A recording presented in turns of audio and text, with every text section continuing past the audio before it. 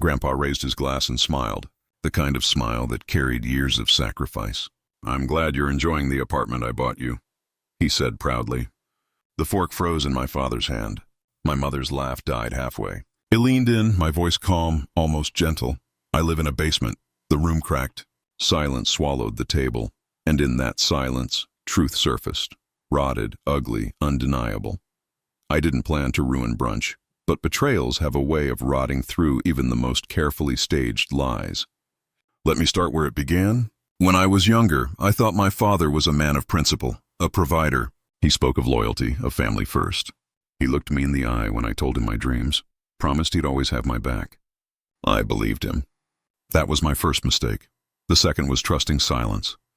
The cracks started small. My scholarship funds misplaced. The savings account Grandma left me tied up in paperwork. I didn't argue. I worked double shifts, scraped through nights eating ramen, convinced myself he was just disorganized. But then a message slipped through. A realtor congratulating me on the beautiful apartment downtown. Maname was on the deed. My grandfather's money had bought it, yet I'd never stepped foot inside. That's when the truth sharpened.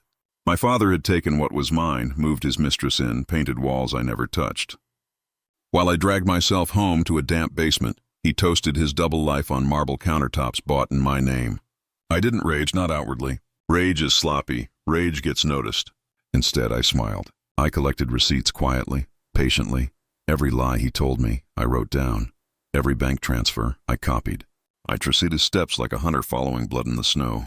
When my friends asked why I looked tired, I said exams. When my mother asked why I avoided dinners, I said deadlines. Inside, I was sharpening my knife. My father always underestimated me. That was his third mistake. I started small. I froze the accounts he thought were his. Not with violence, but with paperwork, calls, signatures, my signatures. After all, they were under my name.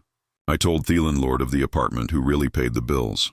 He demanded proof of residency. The mistress had none. She was gone within the week. I moved slower than he expected. That was deliberate. I wanted him to feel it unravel one thread at a time, like pulling a sweater apart stitch by stitch, which brings us to brunch. He wanted to show off. My birthday was perfect. The whole family, Grandpa glowing with pride, his son sitting smugly at the head of the table, and then Grandpa's toast. The apartment, his gift, his investment in me. I whispered my line like a confession in church. I live in a basement. The words detonated. My father dropped his fork. His jaw locked. I tried to laugh it off. Kids exaggerate. She's being dramatic. But my mother's eyes cut sharp. My grandfather's smile fell like glass shattering. And me? I just reached into my bag, pulled out the folder I'd been carrying for weeks. Deeds, bank statements, eviction notices, pictures of the mistress sipping wine on my balcony. I lay them on the table one by one like cards in a poker game. Dramatic? I asked. My voice didn't rise. It didn't need to or stolen. The silence turned heavy. My mother's hand trembled. Grandfather's face burned with shame. Not at me, but at the son he had raised. My father tried to speak, but I cut him off with the one truth he couldn't twist. You didn't just steal from me. You stole from him.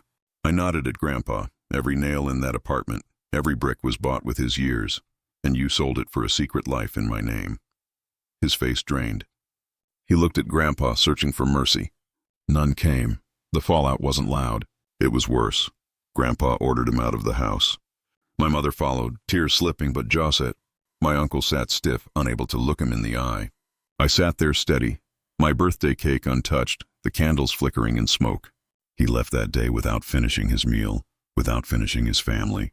People think revenge tastes sweet. They're wrong. It tastes clean like air after a storm. I didn't celebrate. I didn't shout. I simply reclaimed what was mine. Now the apartment is mine in truth, not just on paper. I don't live in the basement anymore. I walk floors he thought belonged to him. I cook in a kitchen where his mistress once stood. And when I look out the window, I don't see glass or sky. I see freedom. He hasn't spoken to me since. He can't. Not after the humiliation, the exposure, the truth laid bare. But sometimes I imagine him sitting in some cheap motel room, staring at a cracked ceiling, remembering that brunch, remembering my whisper. I live in a basement.